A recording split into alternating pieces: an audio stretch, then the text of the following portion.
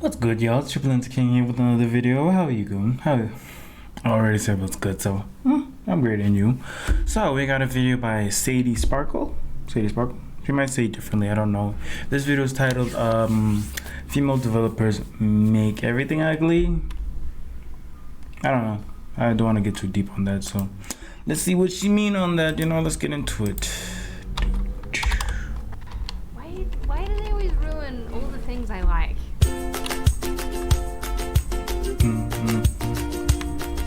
Wait. It's Sadie Winston. Where does Sparkle come from? Where does Sadie Sparkle come? Sadie Sparkle. My mistake.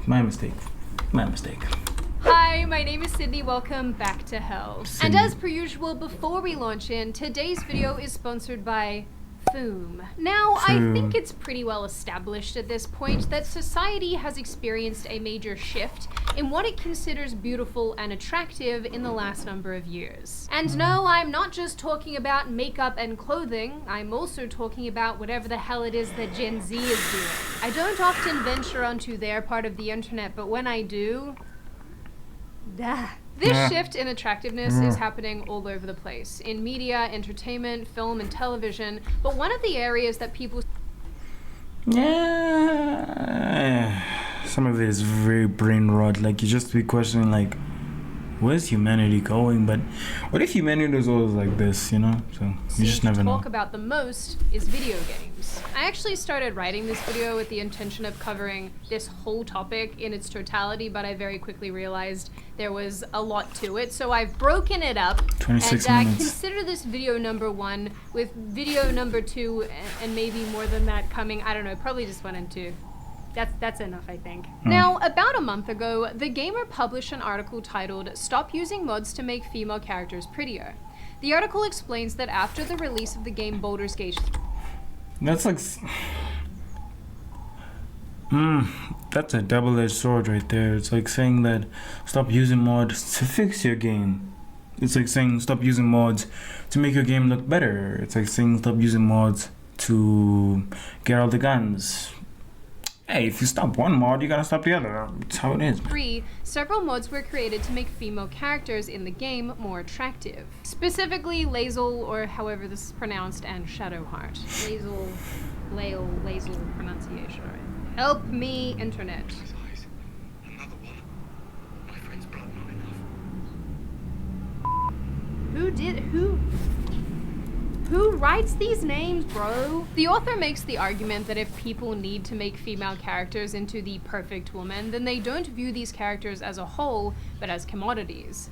The writer then goes on to say that if female characters need to meet impossible beauty standards in order for players to connect with them, then their value is only skin deep. Funnily enough, we've actually seen a ton of criticism around the appearances of several female protagonists, not only in the last number of years, but also in the last several months. Some notable examples are Aloy from Horizon Forbidden West, Mortal Kombat's Tanya, and Fable's new lead Yeah, we don't talk about that one. heroine, whose name I don't know, because although I looked on the internet didn't tell me, and then I just got sick of looking for it, and now we're gonna call her Mrs. Magoo. Even if you do a very basic online search about this topic, you will find countless articles and forums discussing why female characters are getting progressively uglier and uglier. People are apparently not a fan of this. At all. What I think is interesting is that the deliberate desexualization of female characters in video games has been happening already for some time. Over the years, more and more criticism has been thrown at video game creators, with particular groups demanding women be treated less like fun dolls and more like actual people. There's been some success with that, to be completely honest, but it seems I miss the days when playing video games was a socially weird thing, where the people you're with go to a cafe, arcade, that friend's house, that rich friend's house, your house, both y'all houses. I don't know, some of y'all had I don't know, it's just some of y'all shared, in those days. But hey, technology is advancing, so now everyone's let me just say COVID. COVID did this to us, yo. Seems like in this quest to undo the hypersexualization in video games, devs have taken things way too far in the opposite direction. To the point where people are beginning to think that female characters are being made deliberately uglier to not only appeal to a wider audience, but also just generally appear more realistic. And as a gamer myself, I find all of this very interesting. So that's what we're going to talk about today. The uglification of female characters in video games, and why this might be happening. And obviously, all of my normal disclaimers here, this video is by no means exhaustive. This will be covering a series of my personal opinions and theories about the topic, but if you want more information, there is a plethora of YouTube videos and articles and commentary and all sorts of things about this very topic that you can go and look at whenever you want. Now, with all of that being said, you know what isn't ugly? You quitting your bad habit, which is why today's video is sponsored by Foom. Maintaining your bad habit can often be expensive, especially right now as we're living through mass inflation. Please spare some change. Not to mention, breaking that bad habit is hard. And at this point, you're tired of hearing everyone's annoying. Okay, weird pause. Oh my goodness, she has a brick face. Yo, in her face, she has a jawline. Yeah, she looks crazy. Unsolicited advice. Yes, I'm dressed up as a cow. And no, I don't understand how the peanut butter is going to help. But what if I told you it doesn't have to be miserable, weird, and expensive? Because now you have Foom. Foom is this nifty little device that serves as an alternative to any hand-to-mouth habit. Foom is not a vape, so instead of heating up harmful Don't smoke. I don't vape. I don't drink. chemicals for you to inhale, it uses Judge me all you can. I don't care. flavored air. It also comes with an adjustable airflow dial and is designed with moving parts and magnets so that your fingers have something to do. Perfect for de-stressing while you break your bad habit. And remember that flavored air I mentioned? Well, Foom has a range of flavors for you to try, including 3 new ones: orange vanilla, raspberry lemon, and sparkling grapefruit. How many of them are in there? That doesn't feel like a lot. This one's yummy. Feel like You it's just two. pop your preferred core in and you're ready to go. So if you too want a yummy way of breaking your bad habit, then click the link in the description or go to tryfoom.com/Sydney or scan the QR code on screen. And don't forget to use code Sydney for 10% off when you try a journey pack. In 2019, a woman called Jacqueline Pavlat gave a TED Talk titled, "Where Are Her Clothes?" An analysis of women in video games. During her discussion, Pavlat tried to illustrate her primary argument, that women in video games are scantily clad for no good reason, their armor in battle games is lacking compared to their male counterparts, and developers should be trying to make these female characters more realistic and relatable. That's where you lost me. Sorry. Everything else, cool, fine. Wear clothes, wear something underneath. But sometimes we need sexy. We need sexy. Sex sells, you know? Sexy sells, you know? Appeal sells, you know? Not sex appeal, sometimes appeal. Okay.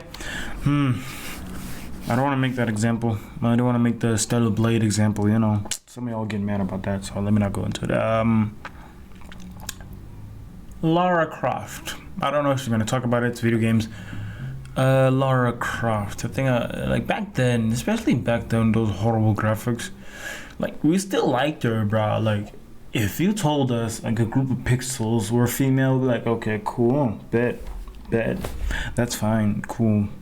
Or, like, you don't even have to see the girl, bro. Like, sure, we don't even have to see her.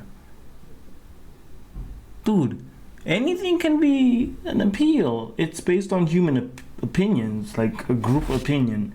If we all like light-skinned women, like fine booty curls, you know what I'm saying, then we're all gonna like it. I'm not saying you have to, but you can prefer it. A preference is like a lot of things. Like when people say preferences, they just mean, oh, chocolate. No, I like chocolate, vanilla, strawberry. I like that. Everything else, I don't really. If I have the opportunity not to choose it, I won't choose it. So, get what I'm saying? Preference, okay? If 1 out of 5 of our preferences is a light skin. Wait, what am I saying? If you're not really into light skins but you see the appeal, then they're on your top 5, okay? Me, they're not the big appeal, but I can see it. If I had that chance, like if I was in the mood that day to talk to a Leo, I would. A light skin, I would. I'm not gonna sugarcoat it. I'm gonna go for it. Only a month earlier, a similar TED Talk had been given about the voices of female characters in video games.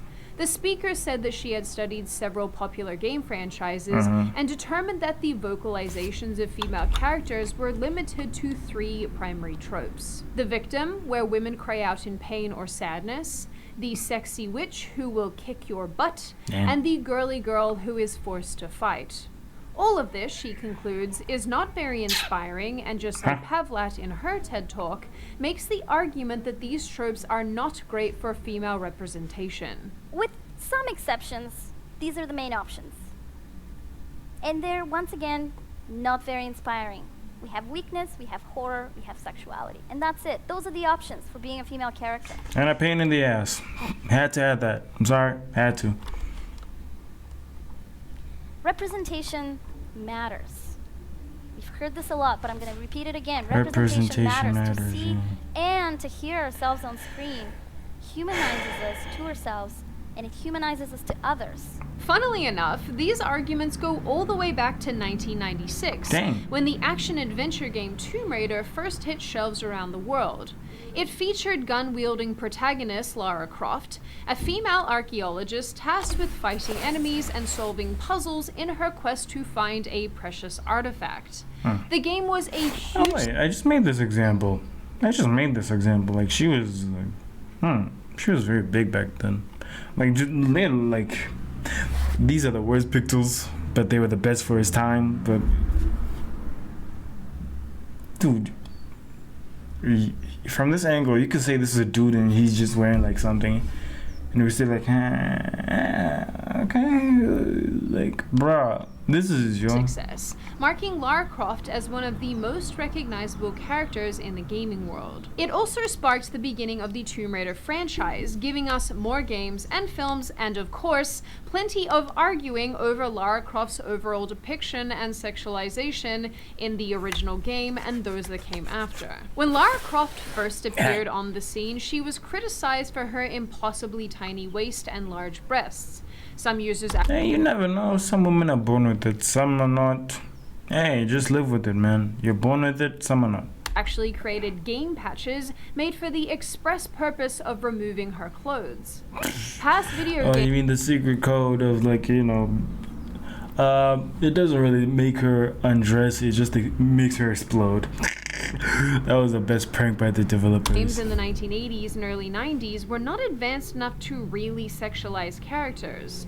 Although female protagonists were uncommon, those that existed were fully clothed or wearing weird space armor, I guess. Yes. But all of this changed with the advancement of graphics and technology. And after the popularity of 1996's Tomb Raider, despite the game's character model still being fairly primitive, there was concern that it would signal to developers that hypersex... Like, even now, Samus, she doesn't give any sign that she's a woman. She's just doing her job. Like, her suit, yes, it feels feminine now because they give her feet more hips, but she's still doing her job, right? You know what I'm saying? Yeah. Sexualized female characters were a way to bolster sales and make a mark on the industry. After all, the majority of gamers were, and still are, boys and men. And we know that all of you still ooga booga at heart, even if some of you try to hide it. It's okay. Sort of. Now, by the 2000s, the conversation surrounding the hypersexualization of female characters and whether or not they existed solely as a male fantasy became a widely debated issue in the gaming world. One that has seemingly come to a head today, as demonstrated by our aforementioned TED Talks. And it seems that, in an effort to correct the perceived objectification of female characters, the pendulum has swung too far in the opposite direction. Rather than simply toning down the sexualized nature of these characters, which has already been happening for the last number of years, some feel that Western developers and designers have gone the extra mile and deliberately made these characters progressively less and less attractive. I mean, obviously, attraction is subjective, but... So if this uglification, for lack of a better word, is happening deliberately, the next question is why? There's a lot of... Because there's certain people who talk saying, hey, I don't like this, but they don't play games, by the way. Like, it's always the people who never play games, who never try, never purchase. Like, if I was a developer and someone says, hey, your game doesn't have this, I'm like, my game doesn't have any humans and you want to make it about race? I don't want your purchase, my friend. I don't. But there'll always be those individuals, you know, the loud minority. Not the minority, the loud portion of people. Those ones you should be careful of. The ones you truly need to be... The ones you really need to pay attention to is the ones who are playing your game. Like, some websites even tell you how long they're playing their game. Like Steam. You can buy games on Steam, Play Store. What else? Steam, Play Store, right? Epic Games. That's it. Like, when you connect to the internet, the amount of time you played does get sent to them. Yeah, you might not like it, but your information is given to them. Then they know how long you've played, how much you like the game, how much you progress, how long till you uninstalled it, how long it took you to finish the game. You know, that's their data. So if now they're adding what people actually say, then now that's a problem. Because sometimes opinion, I can judge a movie even though I haven't watched it. I haven't watched it, saw trailers, people talking about it, and I can judge it based on what they say. But you shouldn't really listen to what I said because I didn't watch the movie. I didn't see the details, the cuts. I mean, the details, the pauses, the dialogue, the backgrounds. I didn't pay attention to all that. So, I can't give an honest review of it. Yeah, there's a simple review based on what we all see. Then there's a detailed review based on what we didn't see, what we don't see, the implications, the hidden meanings. Because sometimes. But let me just say, I don't have the right. I don't have the right to fully criticize something I don't fully know. So when someone just judges something from a face value, then they don't really know. So it's best not to listen to those people until they, I don't know, come back, watch it, or you yourself give them more detail. You know, it depends on them. Sometimes just let it go. Data and information and writings and opinions relating to the sexualization of female characters, but when it comes to this particular topic, what might be guiding game developers and graphic designers and so on and so forth, there's very little in the way of qualitative information. So in the interest of accuracy, I just want to make note of the fact that the majority of the things that I have to say in this video are my personal observations and theories. Nothing concrete, unfortunately. Except my desire to see the resurrection of babe characters with amazing... That's a big mug.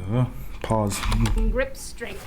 Not like that, you weirdos. Now, first and foremost, I do think there is something to be said about the integration of more women in the gaming industry as both developers and designers. And to be clear, I do not bring this up to suggest that all women in these industries operate the same way or to tar them with the same brush, but what I'd like to do is hypothesize some of the psychology that might be driving some of these game developers. In 1989, about 30% of the video game industry was female, with the majority of those women holding low-ranking positions.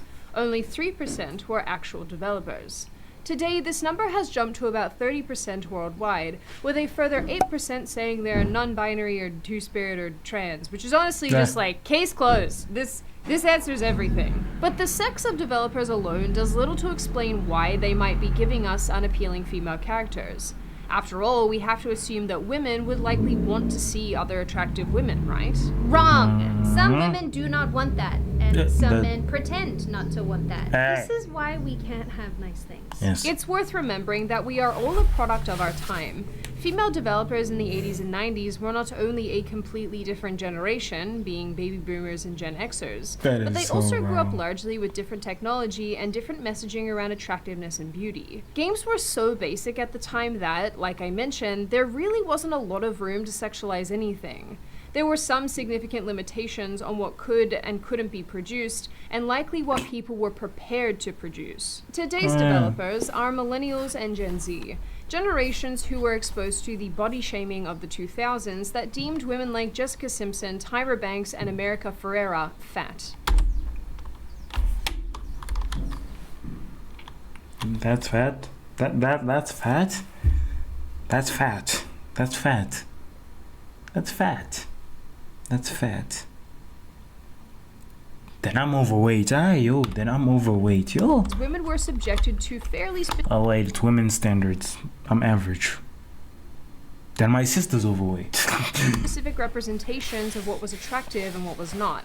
Most of us were exposed to movies and television shows like Bridget Jones's Diary, Love Actually, and Sex and the City that routinely referred to pretty normal-looking women as chunky or plus-sized. Not to mention, society was becoming increasingly comfortable with the hypersexualization of practically everything. And I have to imagine, at least to some extent, that video games were a representation of these societal standards. Like, yes, all of those things, very bad, but one of the most shameful things we did during this period of time was put too many clothes on top of other clothes. Like, I don't know why Lizzie McGuire is over. So, okay, that's a lot. You got a vest, then you have a shirt. I don't know what it's called. A shirt.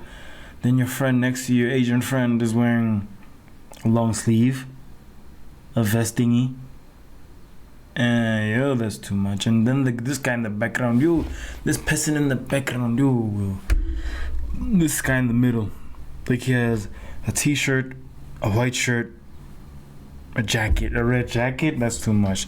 Like it's not even Here wearing 5 shirts. Screw diet culture. Curb your spending habits. Dog. The early 2000s was a cursed era for many young women and men, and it set the stage for the pushback that would roll around a short time later in the mid-2010s as the body positivity movement picked up some serious steam. All of this seemed to have culminated in the intense desire to see what many considered normal women in media and entertainment. This looks painful to look at. Sorry, I'm just, wow. Oh, simple size. Oh, the potential this woman has to look so gorgeous. The potential. No more waif-thin supermodels, but everyday relatable women and girls. And then this gave way, I guess, to whatever the hell we're looking at and seeing and being exposed to today with fat acceptance and all this type of stuff, and I hate it here. And also, just to be clear, this period of time didn't exclusively shame women's bodies. It definitely did that to men as well. But I think a core component to this conversation is that men and women perceive that shaming completely differently. Yes. Which we'll come back to a little later. Now, with all of this in mind, a population of body traumatized young men and women went on to enter the creative fields. And I think it's clear from media and entertainment today that a portion of these people were invested in the promotion of not only normal bodies, but their bodies. I think this is important to note because there is something about this group of people that means they want to see themselves and their social initiatives reflected in media. Not to mention, reportedly over 40% of gamers are female today, so there seems to be a strong emphasis placed on making media that appeals to them. To us. Although, I probably... The thing is, we got them here, and then they're like, oh, let's make games for girls. I'm like, nigga, what? Are you trying to be like Nestle? Ink, pen, whatever, just... When companies see that their market is, like, not really, that big... And then I'm like, okay, let's make a product for women, for girls, pink pen. Then I'm like, no, just make your pens good. Like, and they make the girls' pens more expensive than the normal pens that are the exact same, just different decoration. Okay. Yeah, companies. I should say that I don't know what kind of gamers these statistics are including in their analysis and whatnot, but I do have to say that. Oh yeah, I mean actual gamers. I'm not talking about you Candy Crush players, Ebo. I mean like casual gamers. You can play something casually, but I mean like in a way like. There's not much to it. There's not much processing to this when you are casual gaming. It's not for a commitment to something. You're just playing just for the sake of playing, of just reducing time. When we play, we're trying to use our time effectively. or be within time. Finish this. Let me finish this mission before 5 a.m. please. But you are playing to get to 5 a.m. You know, that's a difference. There's a difference. You know, maybe this is including things like The Sims, and if you play The Sims, you're not a gamer. Fight me. Yeah, you Sims people. I am talking directly to you, into your face. Weird pause. I've played The Sims on my phone before, my mom's phone, my dad's phone. I don't like it. Yeah, I played it, but I didn't like it, so. Yeah. But I'm not with you I'm not with her. If you play Sims, you play Sims, you know. Hey, at least you're committed, you know. Now, couple all of this with a few decades of intense criticism towards hypersexualized, scantily clad female characters, and it kind of makes sense why there's this intense desire to remove these perceived sexist tropes from media. Fine. And this seems to have resulted in a few things. For starters, many new characters have been designed to meet realistic beauty standards, and existing characters have been downgraded to be less sexualized and overall less sexually appealing. Sometimes these changes are actually executed well, as in the case of Lara Croft. She's been given more clothes and her body has been adapted to look more normal, but she's still very attractive, just to be clear there. The same really can't be said for characters like Aloy from Horizon Forbidden West and several Mortal Kombat characters. When Horizon Forbidden West was first teased in 2021, the game's main character Aloy was immediately criticized for her new physical appearance.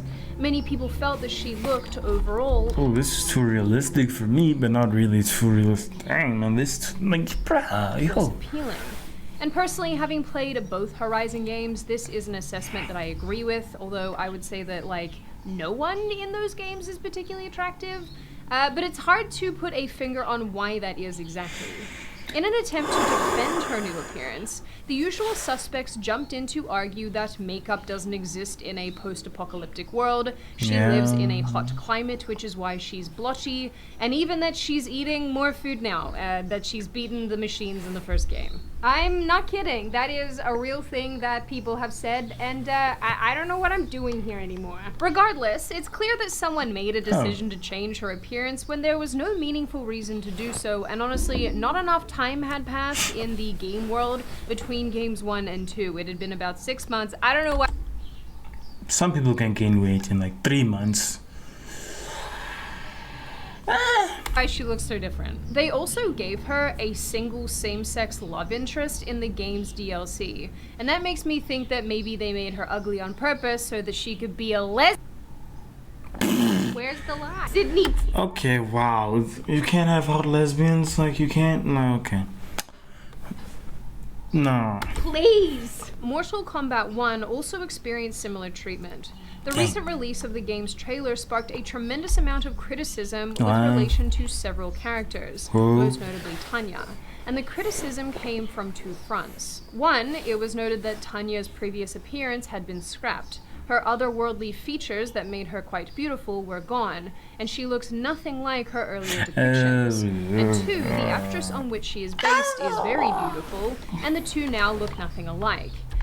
Bruh, either they're bad at modeling or they did it on purpose. This, of course, raised a bunch of eyebrows. Why use an extremely beautiful woman if you have no intention of depicting her actual appearance? Something really interesting to consider here is a prevailing attitude in some radical feminist communities that basically says that— Sorry, I blanked out. I just had memories of Comic-Con, of my friend, you know, hitting me with combos in Mortal Kombat, so sorry. Then he literally paused midway just to read the combo list, and you're like, wait, up, down, up, X, Y, Z, and then he's like, watch this full, and it just, yes, diamond. In order to defy beauty expectations and standards, you have to actively abandon them. Now, obviously, I don't know how many people who work in the gaming industry consider themselves radical feminists, but I think it's plausible that at least a portion of them do. And if these developers and designers are trying to apply their personal social justice or intersectional framework to the creations they're working on, it makes sense why existing female characters are being made progressively less and less attractive. Again, the position here and the idea behind this is that women must actively uglify themselves in order to demonstrate their commitment to female liberation. So this might explain why it feels like we've gone from one extreme to the other. These characters are either beautiful and hypersexualized, or they look like the new Fable character, and nobody can explain why. And sadly, similar to the point I made in my Disney This reminds me of someone I used to know in primary school. video, this binary leaves us with very few options in between.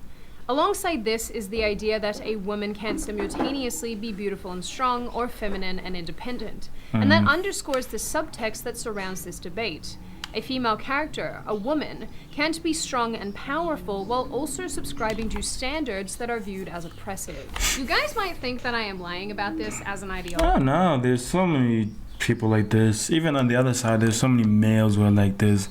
They always like, man, it's pretty gay to wear seatbelts, and I'm like, so it's gay to care about my safety? It's okay. Okay. You, good luck. I just hope you don't hit anyone while you're on the road, yeah, bro? Okay? Yeah, I swear. True. So yeah, some are extreme, some are a bit criticisms that we kind of need to follow. Sometimes these not body standards. Sometimes these proportions just be like bombastic, like they're a whole cow, like my guy, my girl, like you're a whole cow, bro. Yo, like your breast shouldn't be that big. Your thighs shouldn't be that big. Like every step is an earthquake in your skin. Like it's like my girl.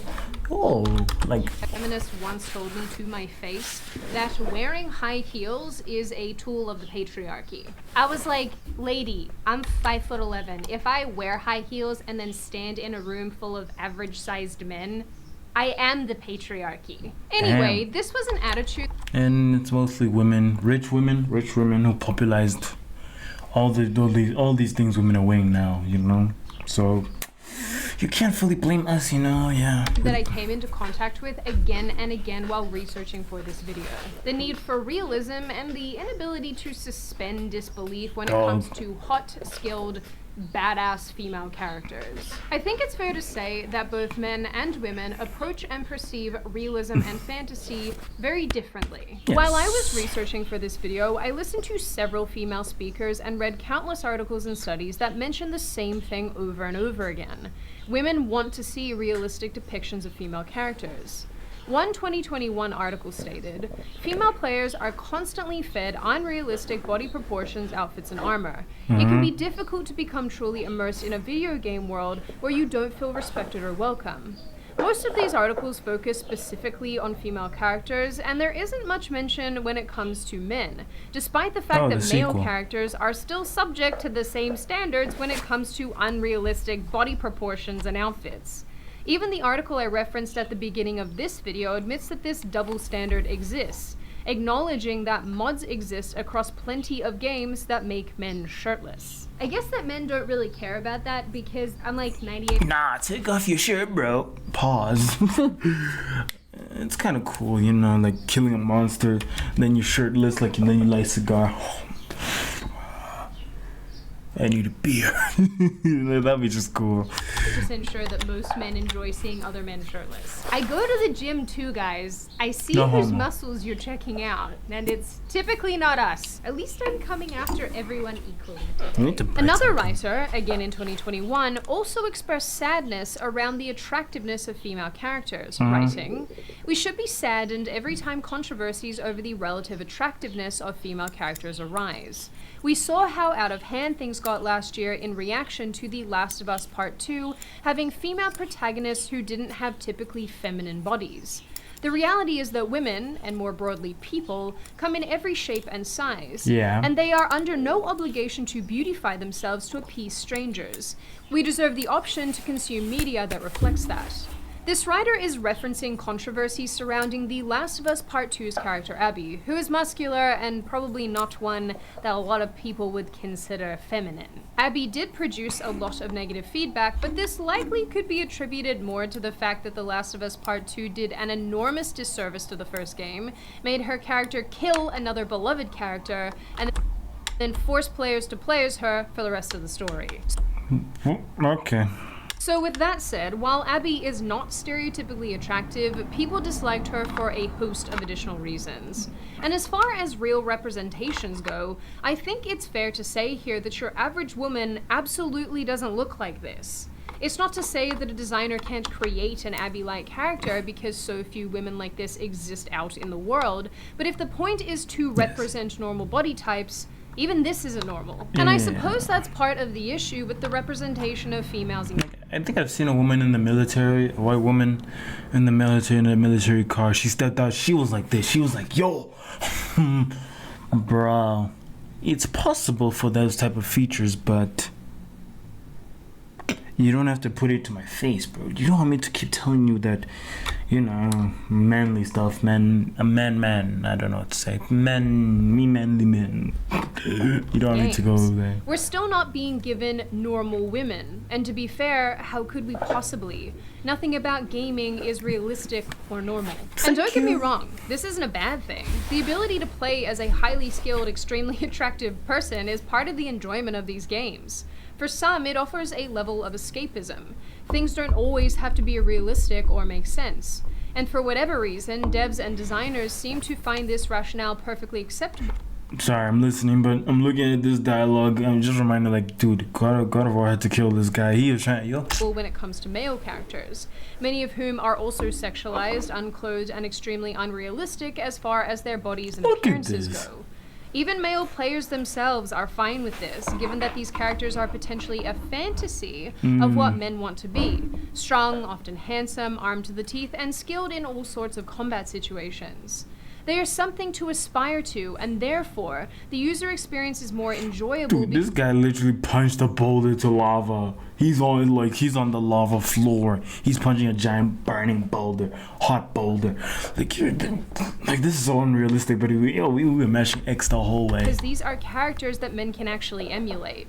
And not only that, but I think men are better with escapism and fantasy in general. Obviously, we don't really know why that is. Chalk it up to men are from Mars and women are from Venus or something. Okay. One last thing that I would like to note before I round out this video and finish it off is that in my travels of the internet, when I was reading the comments of other gamers, I noticed that some of them called out the double standard that exists when it comes to ugly male characters. There are a lot of them, and how people are very unfazed by this. While this observation is definitely true, I think this can be chalked up overall to the fact that there are just more male characters in any and all video games. This means that there are greater opportunities for all different sorts of characters, not to mention the fact that we interpret male and female attractiveness in different ways.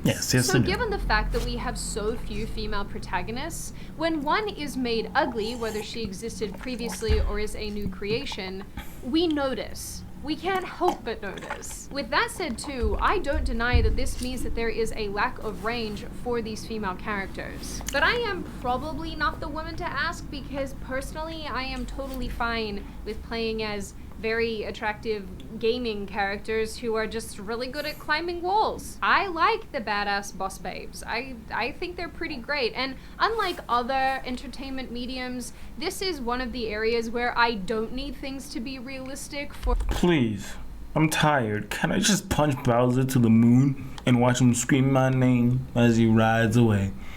And I'm a plumber who's about to get the princess in the magical world where there's talking living mushrooms and walking turtles. Can I just have that?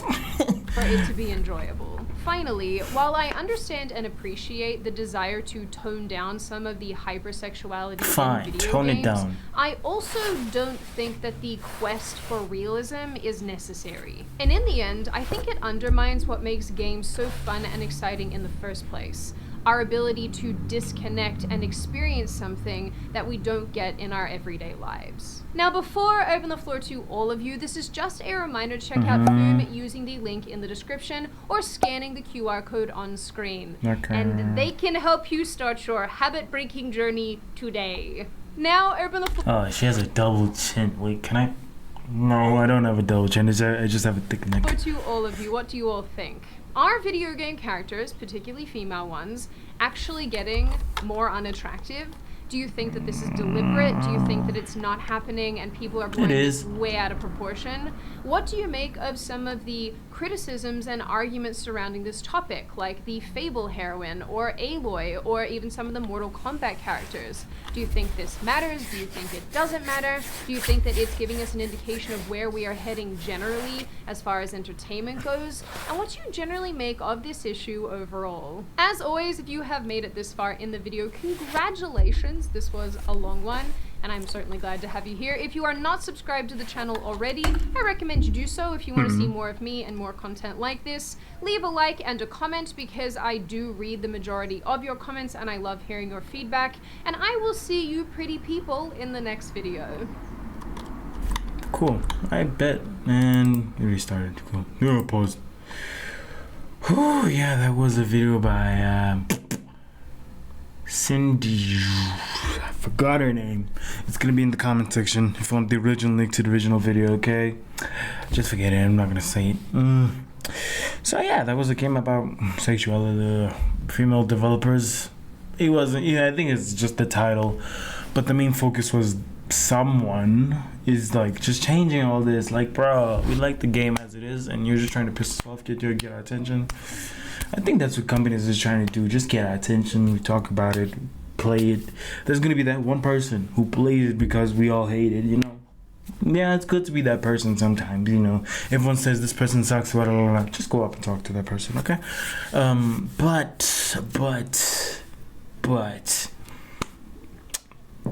I can let go of the fact you change some characters, but if the game is still good, fine. I'll let it slide or find a way to put mods in it. Okay, tone down over sexuality, fine, but don't remove it. If you're gonna remove the women, remove the men. They have to keep their shorts on with a blazer, with a turtleneck up their face so you cannot see their nice silk beard properly. Pause.